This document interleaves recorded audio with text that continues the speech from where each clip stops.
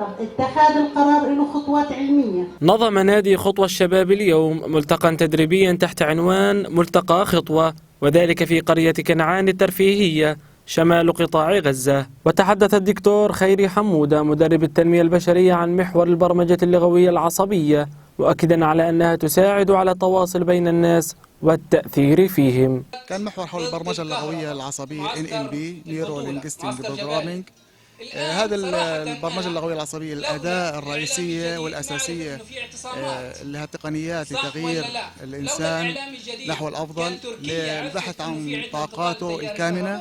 كما وأشارت الأستاذة عزة قاسم المدربة في قضايا حقوق الإنسان إلى محور الجندر، مشددة على أنه يجب أن يكون هناك فهم لمرحلة التحرر الوطني والاجتماعي لدى المرأة.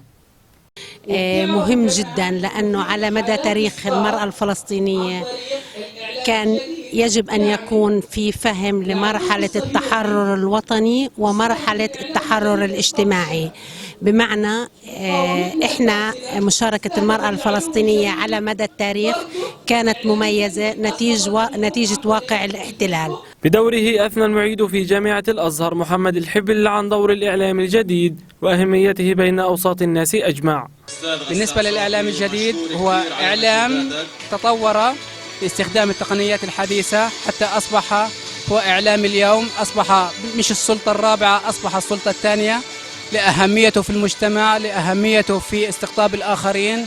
وأوضح غسان صافي مدير نادي خطوة على أهمية هذا الملتقى كونه يحمل في طياته العديد من التوعية والتطوير لدى مجتمعنا الفلسطيني.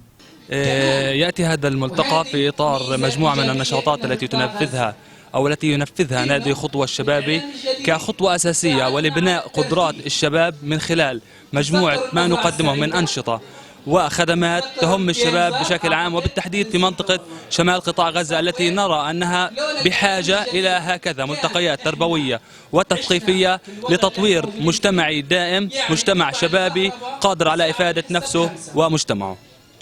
هنا شمال غزة فشبابها بحاجة إلى تطوير وثقافات متعددة تعمل على توعيتهم والنهوض بمجتمع قادر على العطاء والمحبة. شعبان السوسي، إزو نبرس، غزة، فلسطين.